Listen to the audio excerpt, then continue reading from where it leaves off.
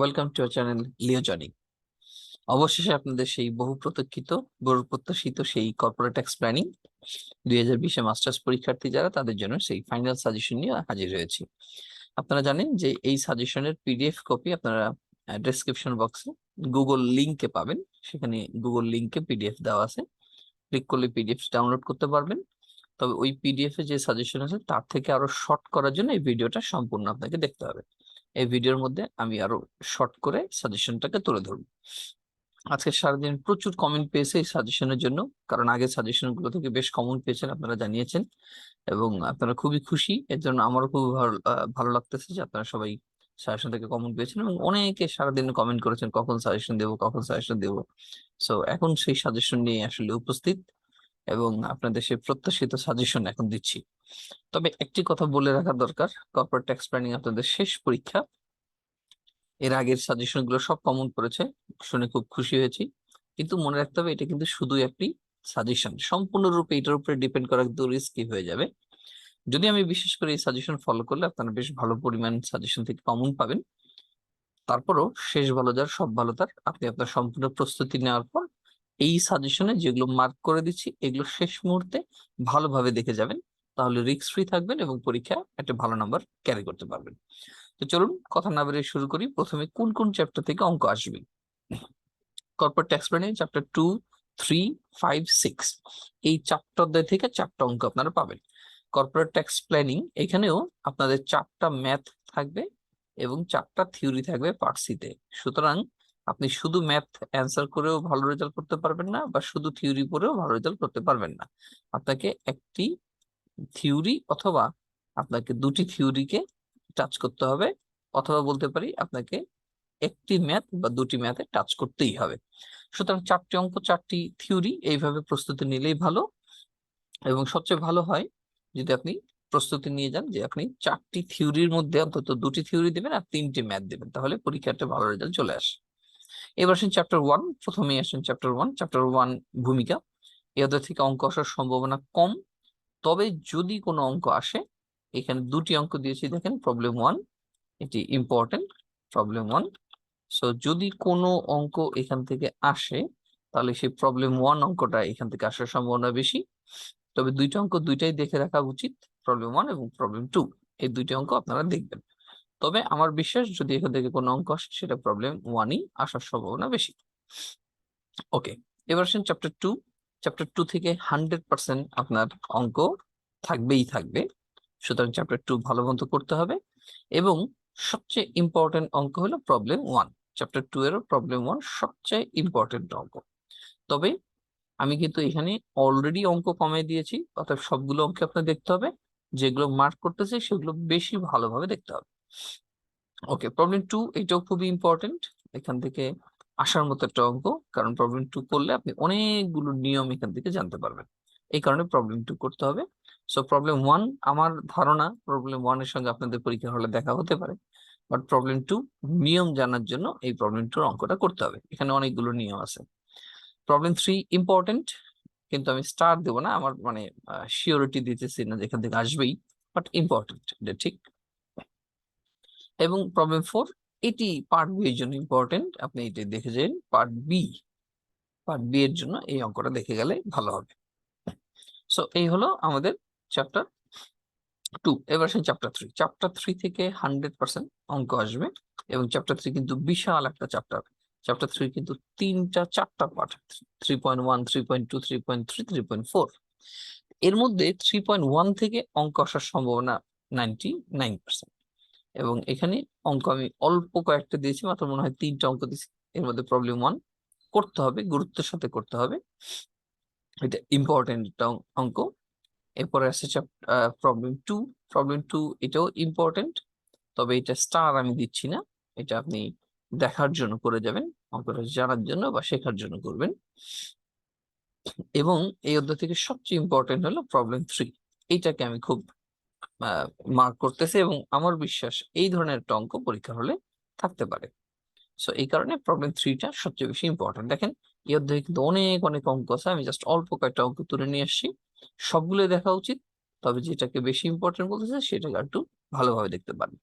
3.2 এইটা finance related part, এই part থেকেও একটা অঙ্ক আসার সম্ভাবনা বেশি। কর্পোরেট ট্যাক্সে আপনি অতীতের প্রশ্ন যদি খেয়াল করেন দেখবেন ফিনান্স রিলেটেড পার্ট থেকে কিন্তু অনেক অঙ্ক আসছে।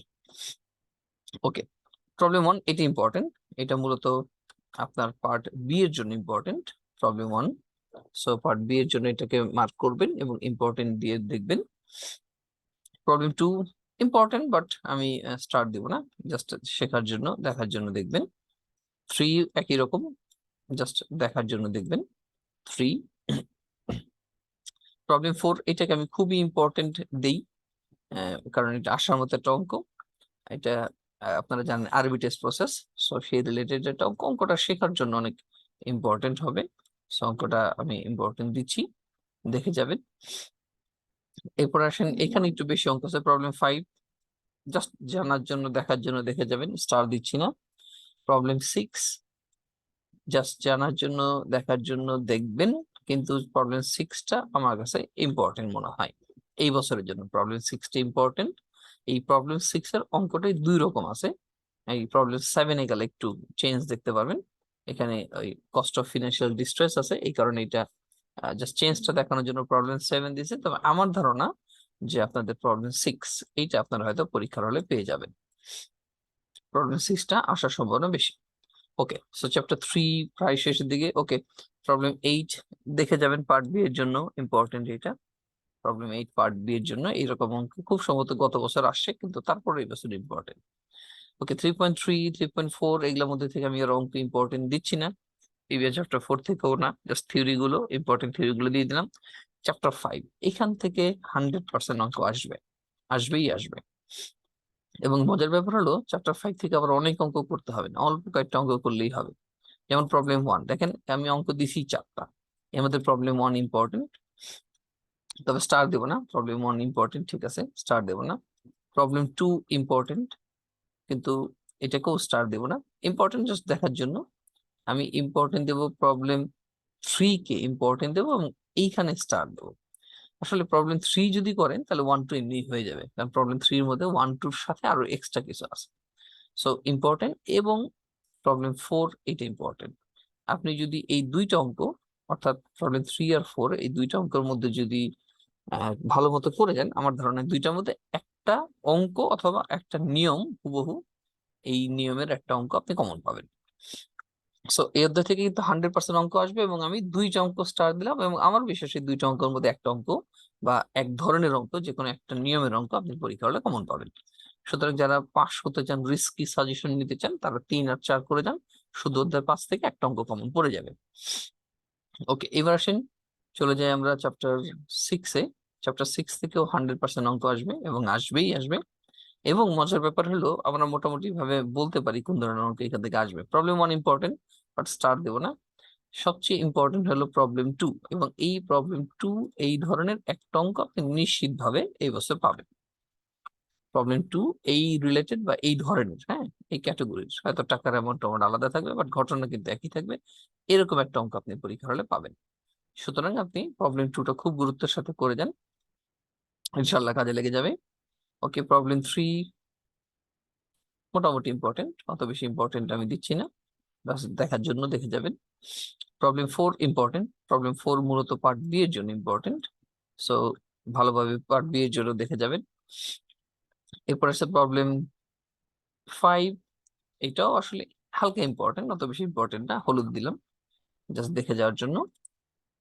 এবং প্রবলেম 6 এটা ইম্পর্টেন্ট, এটা আপনার পার্ট বি তে বা পার্ট সি তে যে কোনো জায়গায় আসতে পারে। সো আমাদের অঙ্ক প্রায় শেষের দিকে, আর বেশি নাই। প্রবলেম 7 এখান থেকে যদি পার্ট বি হয়, এই 7 নাম্বারটাও পার্ট বি তে আসতে পারে। শেষ আমাদের সাজেশন। সো এই হলো আপনার অঙ্কের সাজেশন, আর বাদ বাকি সব চ্যাপ্টার থিওরি। যারা একদম পাস করার জন্য টেনশনে আছেন, পাস করতে চান, তারা যদি চ্যাপ্টার 5 and 6 এই দুইটা অধ্যায় করেন, দুইটা আপনি অঙ্ক কমন পাবেন, এবং এই স্টার মার্ক গুলো যদি করেন তাহলেই কমন পড়ে যাবেন। মানে দুইটা অধ্যায় কত, 5টা অঙ্ক হবে সব মিলে, যদি স্টার মার্ক গুলো করেন, এই 5টা অঙ্ক করলে 2টা অঙ্ক কমন, আর তাহলে বাদ বাকি 3টা থিওরি দিয়ে আপনি কিন্তু পাস করতে পারবেন। সো এই ছিল সাজেশন, এবং আপনাদের জন্য অনেক অনেক শুভকামনা, কারণ এই ট্যাক্সের পরীক্ষার পরেই আপনাদের সামনে আর কোনো একাডেমিক পড়াশোনা নাই, আপনারা শেষ করতেছেন গ্রাজুয়েশন। এবং তারপরে শুরু হবে আপনার চাকরির পরীক্ষা। তবে যেহেতু শেষ পরীক্ষা, সবার প্রতি শুভকামনা রইল। যদি মনে করেন আমাদের চ্যানেল থেকে আপনি কোনো উপকৃত হয়েছেন, অবশ্যই ফ্রেন্ডদের সঙ্গে এবং জুনিয়র ভাই বোনদের সঙ্গে শেয়ার করবেন, সাবস্ক্রাইব করবেন এবং লাইক করবেন যদি আপনার মনে হয় যে আমি আপনার কোনো উপকার আসতে পেরেছি। তো সবার জন্য অনেক অনেক দোয়া রইল। সবাই ভালো থাকবেন। পরের আবার ভিডিওতে কথা হবে। সো আজকের জন্য এই পর্যন্তই। অ্যাকাউন্টিং কে লাভ করেন এন্ড লাইক করেন। Thank you.